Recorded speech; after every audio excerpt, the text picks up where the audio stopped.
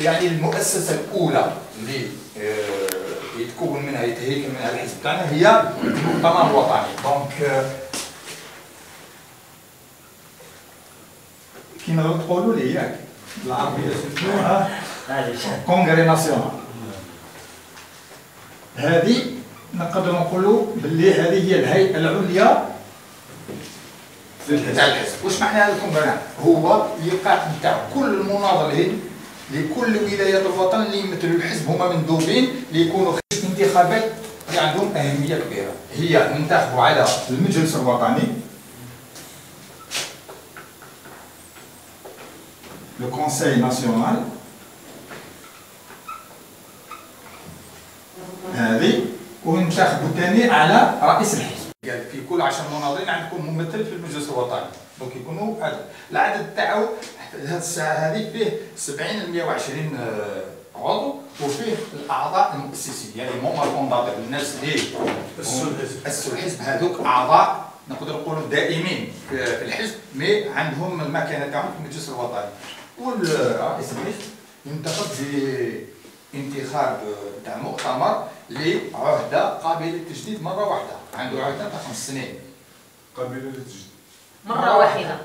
مرة واحدة لازم نكونوا نعاودوها ونفتخروا بها الاحزاب القليله والقليله جدا اللي رسمت بالقانون الاساسي تاعها هذا. مادام احنا نطالبوا السلطه باش يكون فيه تداول على السلطه، يكون تداول على السلطه داخل الحزب. كل مناصب تنفيذيه، كل مناصب هذيك كيما نقول لها تحت يعني الباراليليزم دي فورم. كل المناصب اللي داخل الحزب من البلديه للقمه كاع عندهم عهده واحده قابله للتجديد مره واحده، ولا نقولوا عندنا دوموند وخلاص.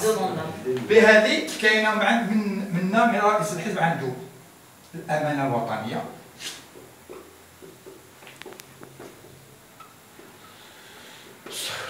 نسميوه حنا السكرتاريه ناسيونال اللي رانا حنا نمثلوه.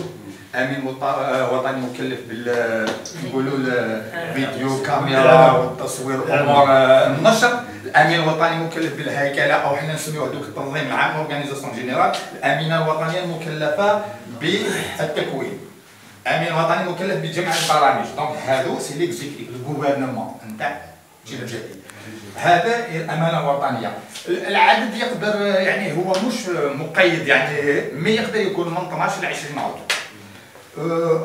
هذه وتكون مصادقه. هذه الامانه الوطنيه يقدمها رئيس الحزب، يقدمها للمجلس الوطني باش يصدق على الاقل يعطي الكلمه تاعو فيما يخص الامانه الوطنيه. وكاين ثاني الهيئه الاخرى هي المجلس السياسي. المجلس السياسي من الكلمه يعني من التسميه تاعو الكونساي بوليتيك.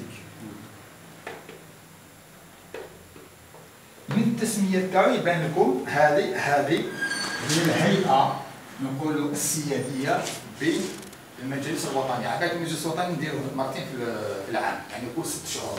وهذا المجلس السياسي يقدر يتلاقى كل شهر يعني كل 60 يوم، ويقدر يتلاقى الا يكون فيه ظرف سياسي طارئ في يعني بصفه استعجاليه هو من رينيون اكستراوردينير. دونك هادو كتكون حاله طارئه حاله طارئه، وهذا هو بالاسم تاعو هو اللي يقرر ويدير يعني الاستراتيجيه السياسيه تاع الحزب. هادو فيما يخص يعني الهياكل ولازم تخموا بلي في هذه كاين زوج يعني هذا نحبهم مليح انايا على الاقل فيه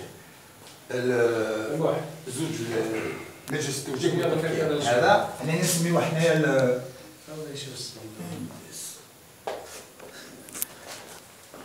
بون التوجيه والتفكير هي التفكير والتوجيه. مي هذه حنا نسميوها الكونساي سيونتيفيك. هذه مش عشنا ولا مجلس التوجيه. التوجيه هذه نسميوها الكونساي سيونتيفيك. هي الترجمه الفرنسيه مش هذيك. حنا التسميه هذه واش حاب يقول هذا هي هيئه اللي مكونه من نقولوا عندها رئيس، عندها 5 اعضاء على الاقل اللي يكونوا المجلس، هما يمثلوا يديروا دي كوميسيون يعني فيه لجان اللي راح تخمم على برنامج الحزب. لجان تقنيه، لجان كيما يعني مجلس ما نقولش مجلس علمي. هذا المجلس العلمي يدير يخمم على مشاكل الصحه، مشاكل التربيه، مشاكل الاقتصاد، الاجتماع، يعني هو يكون فيه مناضلين يعني اللي مخيرين من المجلس الوطني، يكون مختصين ومفتوح لكل اطارات. يعني تقدروا ديروا حتى يكون مواطن ولا واحد عنده مؤهل عنده كفاءه في ماده ما، يقدر اذا كان نقدر نعيطوا له قال في كاج دو سيس كان نعيطوا له باش يجي يشارك معنا باش يعطينا الرؤيه تاعو، حنا نستفادوا من هذيك ونديروها في البرنامج تاعنا. هذه لو كونساي هذا سيونتيك بالنسبه لنا هو كيما هو لا ماتيير غريس تاع الحزب، هي والدماغ اللي يخمم واللي يخمم ليه هيكل يعني التوجه السياسي والاقتصادي والاجتماعي وكل مجالات تاع يعني اللي نحتاجوها باش نقدموها للمواطن، هو هذا المجلس هو اللي يخمم عليها. وكاين لجنه هذه واحده اخرى بالعربيه، مجلس احترام الاخلاقيات. مجلس احترام الاخلاقيات. نقدر نقول ان الاحزاب الستالينيه واش نسميوه كونساي ديسيبلين. الكلمه هذه تاع كونساي ديسيبلين تخلع شويه رايحين انضباط. يعني واحد يغلط نعطيوه كيما يقولوا لا نحاوزوه.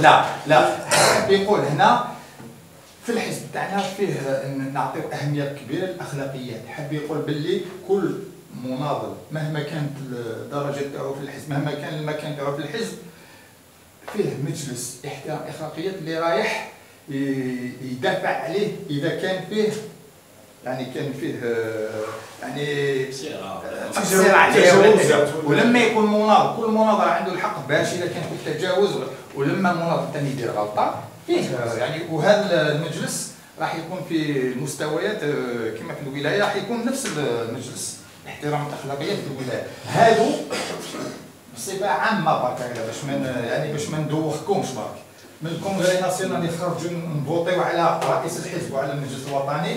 رئيس الحزب يخير امانه وطنيه اللي تكلف باش تمشي امور الحزب اليوميه كل يوم، وعنده المجلس السياسي اللي هو اللي يعمل ويفكر في الاستراتيجيه وفي العمل السياسي نتاع الحزب، ويتلاقى كل شهرين. وهذا الامانه الوطنيه حنا نتلاقاو كل سمانه، دي فوا نتلاقاو 2 مرات في السمانه، يعني لازم هذه الهيئه التنفيذيه نتاع الحزب. وكاين فيه 2 مجالس اللي عندهم اهميه كبيره في الحزب، هو مجلس التوجيه والتفكير، هذا الكونسيل هو اللي راح يخمم على البرنامج تاع الحزب. وهذه مجلس احترام الاخلاقيات حنا ما نحبوش نديروها لجنه التاديب، ماشي لجنه التاديب، هذه لجنه وين المناضل اللي يغلط عنده حق ويتحاسب في هذا المجلس، والمناضل اللي ثاني اللي نحينا له حقه من الحق تاعو عنده الحق باش يعني يتوجه لهذا المجلس باش يدافع ويطالب الحقوق تاعو. هذه بصفه عامه يعني الهيكله العامه. لا بصح كيما ما نحبسوش هنا من لما نحكوا هذا كاين البلديات والولايات. هذه باش برك ما نطولش على الصديق تاعي سيدي علي، ونفهم برك باللي عندنا هيكل ولائي وهيكل بلدي. احنا اليوم رانا في بلديه ميليه، ولايه جيجل عندها عدد من البلديات وعندها يعني كاين دوائر. احنا الهيكله تاعنا بلديه ولايه، وفي كل بلديه نأسسوا فيها مجلس بلدي ويكون فيها رئيس مجلس بلدي ويكون فيها امين بلدي. تخلي